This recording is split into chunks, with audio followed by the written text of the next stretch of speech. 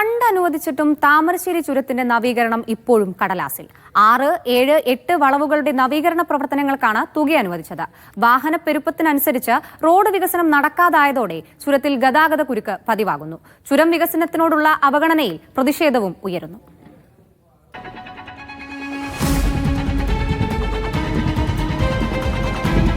താമരശ്ശേരി ചുരത്തിലെ ഗതാഗത കുരുക്ക് ഇപ്പോൾ ഒരു നിത്യസംഭവമാണ്. കഴിഞ്ഞ ദിവസവും ഒരു ലോറി മറിഞ്ഞ് 10 മണിക്കൂറോളമാണ് വാഹനങ്ങൾ ഇവിടെ കുരുങ്ങിക്കിടന്നത്.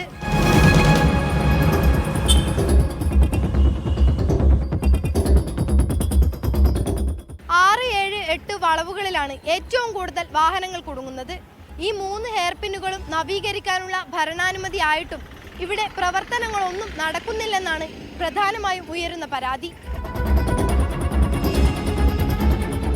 പൊതുമരാമത്ത് വകുപ്പ് ദേശീയപാത വിഭാഗത്തിന്റെ മേൽനോട്ടത്തിലാണ് നവീകരണത്തിന് അനുമതി ലഭിച്ചത്. 37.16 കോടി രൂപ കേന്ദ്ര ഉപരിതല ഗതാഗത മന്ത്രാലയം ഫണ്ട് അനുവദിച്ചു.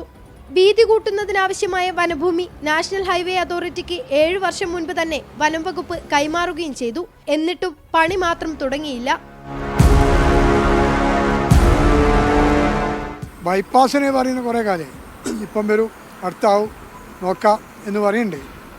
ചുരത്തിൽ റോഡുകൾ ഏതാ വന്നോട്ടെ, വയനാട്ടിലേക്ക് തുരങ്കം വരട്ടെ, പൂയിത്തോട് വരട്ടെ, നിലമ്പൂരിൽ നിന്ന് റോഡ് വരാനുണ്ട്. ഏത് വന്നാലും ഈ റോഡിന് അനുവാദമാവില്ല.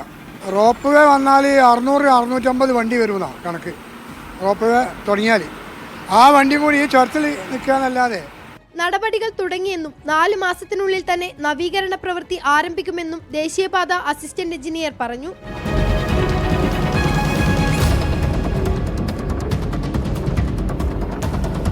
നീളം കൂടിയതും വലിയ ഭാരം കയറ്റി വരുന്നതുമായ വാഹനങ്ങൾക്ക് ഒറ്റയടിക്ക് തിരിക്കാൻ സാധിക്കാത്തതിനാൽ പലതവണ മുന്നോട്ടും പിന്നോട്ടും എടുക്കേണ്ടി വരുന്നു.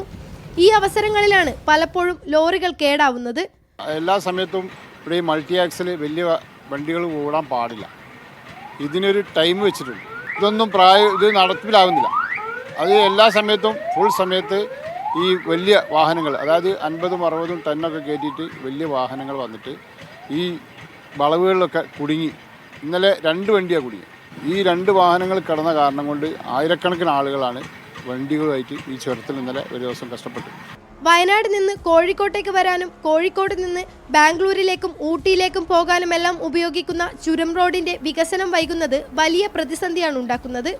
മനേഷ് പെരുമണ്ണയ്ക്കൊപ്പം ദൃശ്യ പുതിയടത്ത്, മീഡിയ 1, കോഴിക്കോട്.